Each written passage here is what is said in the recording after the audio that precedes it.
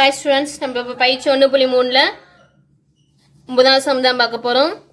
ஒரு விமானம் 500 kilometre by மணி வேகத்தில் பறக்கிறது. அதுக்கடுத்து என்ன கொடுத்துருக்காங்க?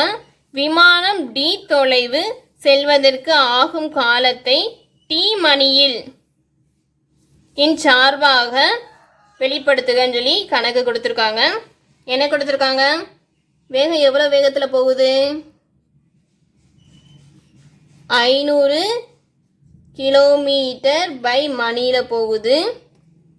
அதுக்கடுத்து தொலைவு என்ன சொல்லியிருக்காங்க? டின்னு சொல்லியிருக்காங்க. அதே மாதிரி காலத்தை என்ன எழுதிக்கலாம்னா டீன்னு சொல்லி எழுதிக்கலாம். இப்போ வேகத்துக்கான சூத்திரம் ஒன்று இருக்கு.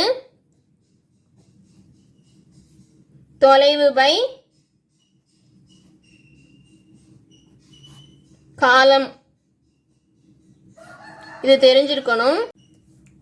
இங்க வேகம் என்ன கொடுத்துருக்காங்கன்னா 5 சொல்லி கொடுத்துருக்காங்க. ஈக்குவல் டு தொலைவு டி பை காலம் வந்து என்னதுன்னா டி. இப்போ என்ன கேட்டிருக்காங்க? டீயின் சார்பாக வெளிப்படுத்துகன்னு சொல்லி கேட்டிருக்காங்க. அப்புறம் என்ன கண்டுபிடிக்கணும்னா எஃப் ஆஃப் டி கண்டுபிடிக்கணும்.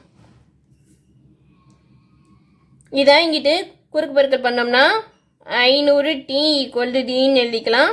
அப்படின்னா T equal to 500 T. F of டீனா டீல தான் எல்லா டேர்முமே இருக்கணும்.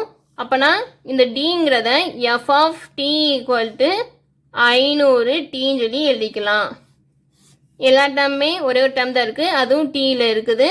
அதனால எஃப் ஆஃப் டீன்னு சொல்லி எழுதிக்கலாம். இது கண்டுபிடிச்சாச்சு.